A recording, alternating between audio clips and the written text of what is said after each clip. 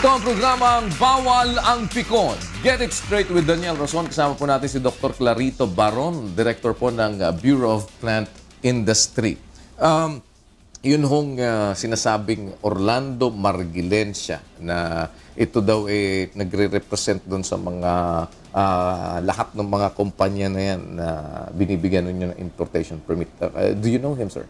Hindi ko siya kilala at hindi ko siya namimit. Hindi ko siya kilala. So, wala kayong alam na broker na gano'n? Mga dyan ho ba, totoo ba na maraming alukan ng suhol pagdating sa pagkuha ng importation permit? Kasi binabanggit din sa akin ni Secretary Alcala. Wala po katotohanan yon as far as the Bureau of Plant Industry is concerned. Walang nanunuhol? Hindi ko po ito-tolerate yung ganung mga... No, pero walang nanunuhol wala sa inyo? Pong nanunuhol. Walang nag-aalok sa inyo? Kasi binabanggit ni Secretary Alcala sa akin, marami daw talagang nagsusubok na maglagay sa mga ganyan, na lumalapit. Sabi niya nga, kung tatanggapin ko lang yung mga inaalok na yan, baka mayaman na ako. Kasi ganito, Kuya Daniel, basta't usapin ng mga import permit, ay akin itong sinasabi sa mga na kung may lalapit, doon na lang pumunta sa plant quarantine office. Kung basta kasi ang mga permit ng issuance ng permit ay ang plant quarantine division ang gumagawa niyan. Kaya pag may mga pumupunta sa aming mga importer, ay sinasabi ko na ang policy ko sa opisina, kung meron man kayong pumunta kayo sa plant quarantine division. Kaya masasabi ko na sa akin ay walang gumagawa ng ganun. Meron hong accurate ba yung sinasabi na may statement daw kayo na ang advice ninyo, maglabi na lang din itong mga ito para sila ay ma-issuehan ng IP? Wala rin katotohanan yan. So wala kayong statement na wala. maglabi na lang din kayo para ma-issuehan kayo ng... kasi may mga naglilitawang mga ganyang Wala pong katotohanan yan. Nagkaroon po daw ng pagkakataon na ipapanalify ng grupo itong ni Valenzuela, yung 300 IP na pinagkaloob nyo dun sa grupo ni Cruz. Pero hindi daw ho kayo pumayag. Meron bang instance na gano'n? Walang instance na gano'n. Na ipinapanalify nila yung IPs na yun. So there was no parang incident na nangyari na yung ini-issue ninyong importation permit ay ipinananalify. Wala. So walang nagrereklamo, walang mga ganong issue. Dahil sagot nyo daw naman doon sa banta nila, wala kayong magagawa at kayo daw kumbaga sige, magdemanda na lang kayo. Kuya Daniel, yan ay nakapaloob doon sa mga isinampa nilang kaso sa DOJ. Yes. At dumaan yan talaga sa mga lawyers doon. At siguro naman ang akin lang masasabi is yung dismissal ay makakapagpatunay na that is unbased, that is untrue at baseless. Pero meron ho ba kayong binago doon sa mga reglamento ng pagbibigay ng importation permit? Yung guidelines, yung mga guidelines nila, wala po kayong binabago. Dahil kasi nga dito daw sa reklamo nitong monopoly, doon sa pagbibigay nyo ng IP, binago daw ninyo yung ilang mga reglamento. Wala.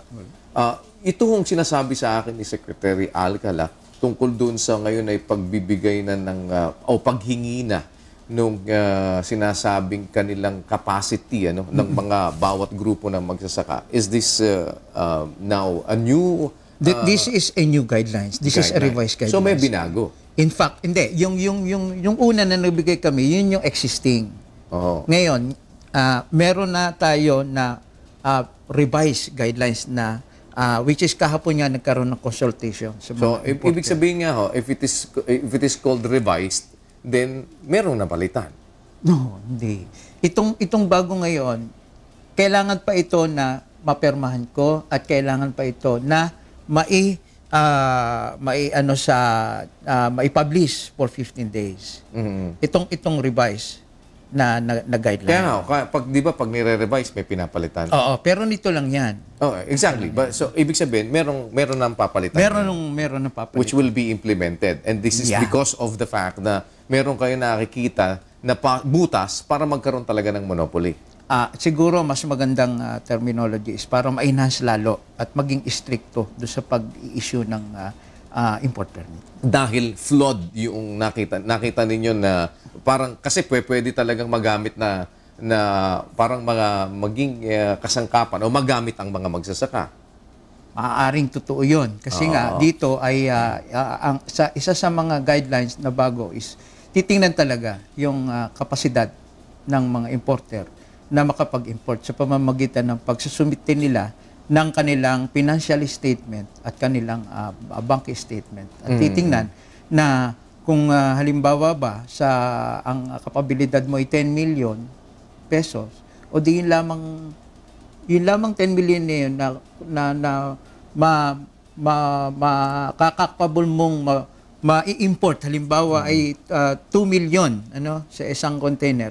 Ibig sabihin 5 lamang na import permit ang pwedeng maibigay. So, meaning to say, nung mga nakakaraan po ay hindi natin inaalam kung yun bang nabibigyan natin ng importation permit na grupo ng mga magsasaka at mga kooperatiba ng mga magsasaka ay talagang may kakayanan na bumili base sa amount o base sa laki na ibinigay ninyong importation permit. At saka tiningnan din natin doon is yung number of members nung farmers organization na yun. Exactly. So, in the previous dealings and in the previous issuance of the IPs, ay wala pong ganon.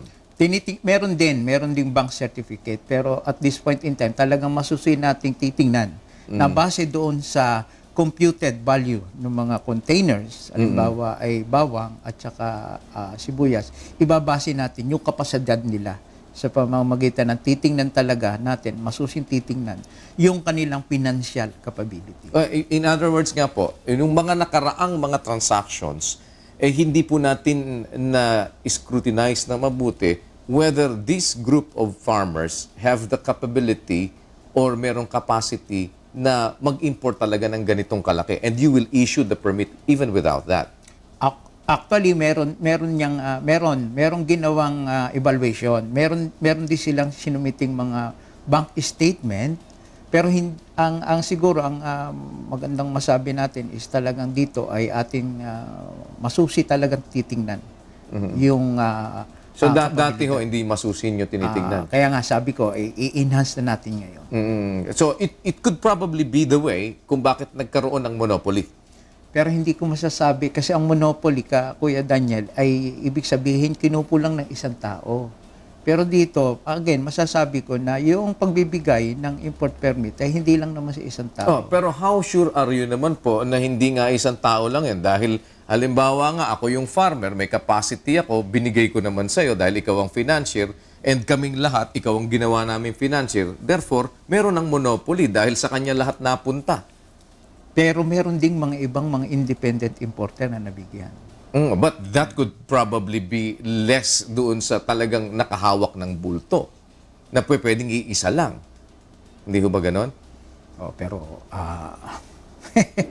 siguro basta't sa amin, ang requirement namin para mabigyan ng import permit ang isang is accredited, BPI accredited at BOC accredited.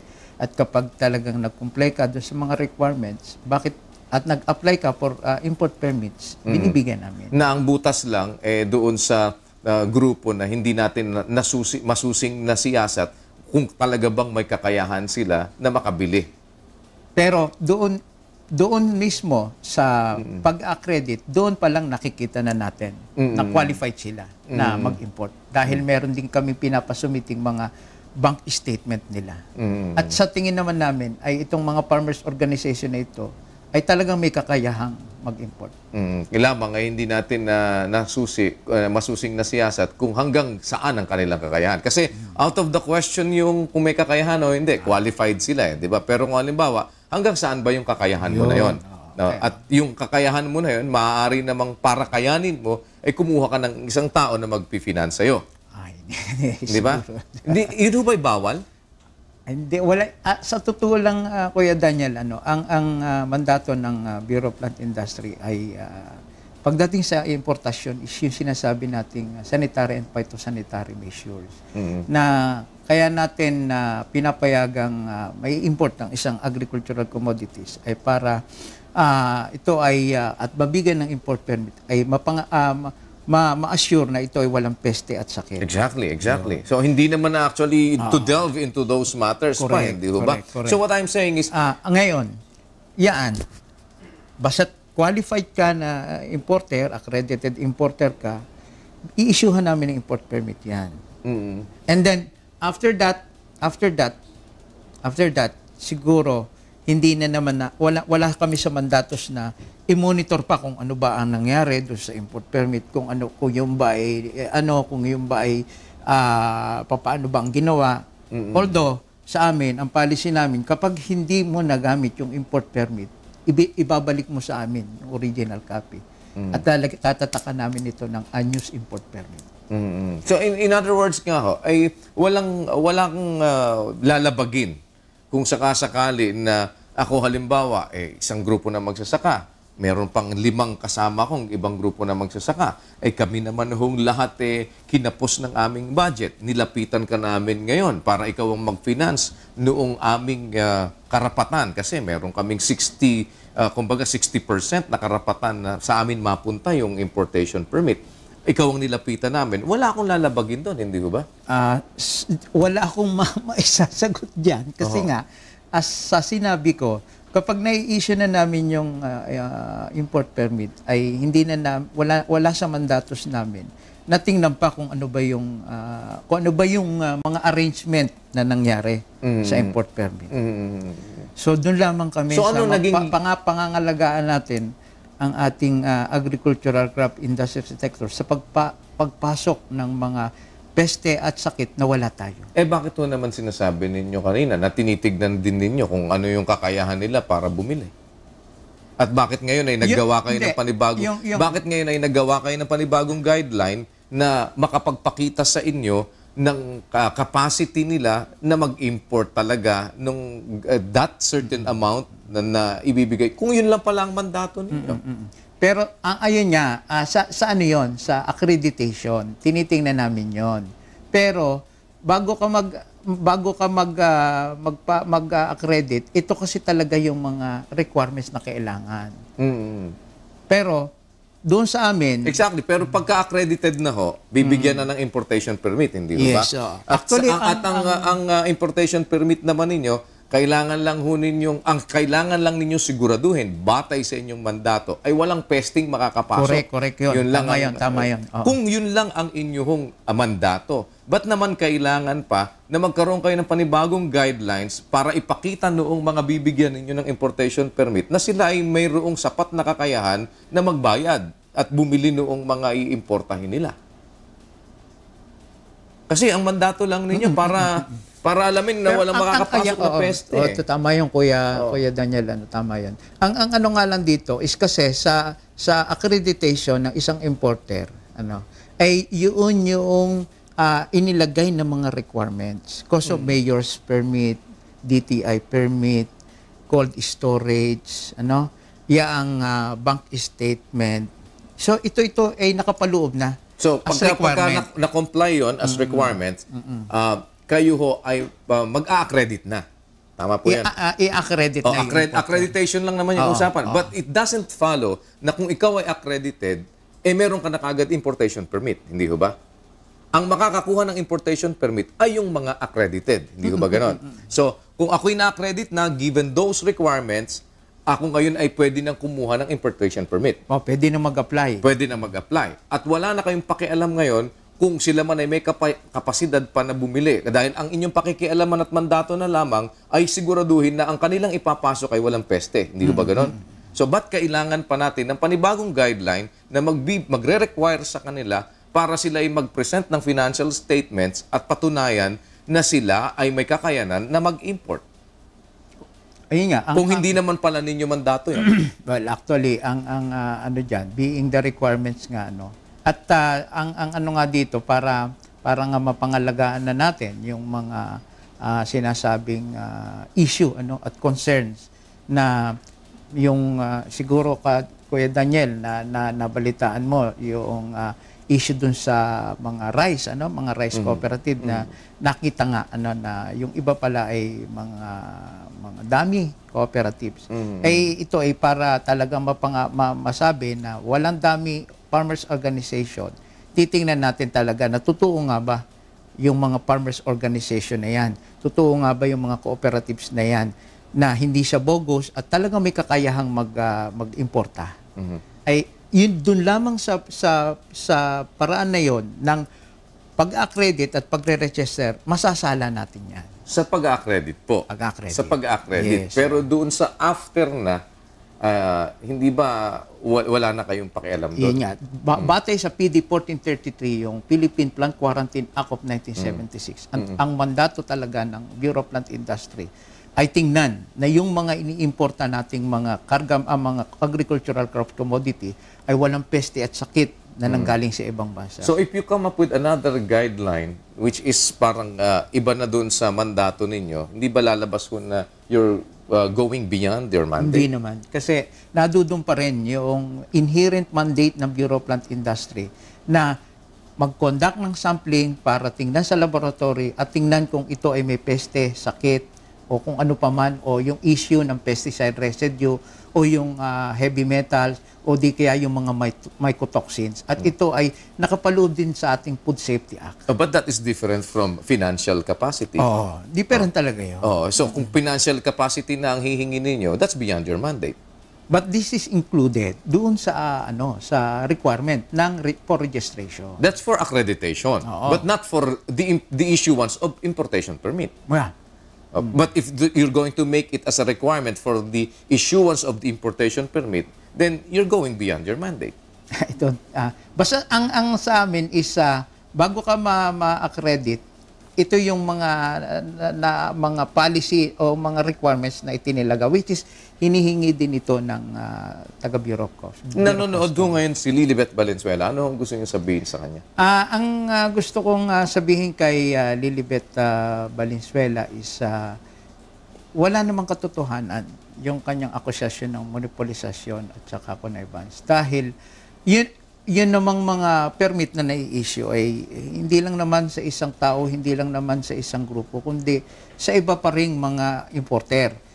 Tulad ng nabanggit ko kanina, ang hatian, alam ni Lilibet yan, ay 60-40. 60% sa farmers at 40% sa mga accredited trader and importer. So, ibig sabihin nito, malinaw na doon pa lang sa hatian ay mas nakakalamang yung farmers organization. At doon naman sa 40% na sinasabi, ay karamihan naman ay naibigay doon sa mga independent local trader, local importer. Subalit nakakalamang man ang mga farmers ay pwede rin nilang ipasa sa mga iba. Wala naman nag-prohibition, hindi ba? Wala naman nagbabawal sa kanila. Wala naman nagbabawal. So, ibig sabihin, pwede rin nilang ipasa sa mga traders. Diba? Even if it is parang allocated para sa kanila, wala ding sagko ang batas natin na ipasa din nila sa mga traders. Karapatan na nila yun, hindi ba? Maaari. Wala po silang lalabaging batas if in case. Pagdating dyan, hindi ko alam yung mga ganong ano. So, ibig sabihin, ang punto ko lang po kasi, kung sa kanila naka-allocate yon at pag ibinigay na sa kanila, kung ito ay kanila namang ipasa sa isang trader na gustong mag-monopolize, wala hong batas na magbabawal sa kanila to do that. Tama po ba yun? Hindi ko alam yung ganong batas. Pasensya ka na. Opo. Well, at least nadinig namin at categorically na i-deny ninyo yung mga akusasyon na kayo merong mga statement na kagaya ng merong naguot. So, not in any manner na inutusan kayo ni Secretary Alcala na paboran ng isang grupo? Or, wala. Walang inutos sa inyo si Secretary. Di kayo tinawagan na medyo itong si Lea Cruz Wala. Okay, sige ho. At na-dismiss na po ang inyong kaso. Na isinampa ng grupo ng VACC at ni Lilibet nalilito na rin. Lilibet Valenzuela sa Department of Justice. So you're cleared of that already. Yes. Okay. Maraming salamat po for the time that you have given us, Salamat Director. din. Nagpapasalamat ako sa iyo, Kuya medyo yata ako matanda sa Hindi po, ayos lang po yan. Everybody calls me Kuya anyway. Kuya Daniel, sa pagbibigay niyo sa akin ng oportunidad na maihayag ko rin yung aking parte pagdating do sa akusasyon ni Lilibet Valenzuela. Kasi nga tulad ng mga tanong mo ay wala naman akong sinabi. Hindi yung kanyang mga sinasabi nga puro walang katotohanan. Mga parang na-invento lang yun. Na-invento lang. Anybody naman pwede magsabi Di ba? Kahit hoy, ikaw, 10 ang asawa mo. Then, iano ko yan sa radyo, sa television, sa dyaryo. So, sira ka, pero hindi totoo. Sino ngayon ang nakakaawa? Di ikaw. At dahil hindi ka rin nakapagpaliwanag. Oo. Ibig kong sabihin, tsaka hindi nakapagpaliwanag. Ang akin is, kung meron ka akusasyon, dapat meron kang pruweba. Hindi ba? Well, at least po we were given the chance para po mai-air ang inyong side. Maraming salamat po, sir. Thank you so much. It's a pleasure. Bureau of Plant Industry Director Dr. Clarito Baron. Dito lamang po sa programang Bawal ang Pikon. Get it straight with Daniel Razon.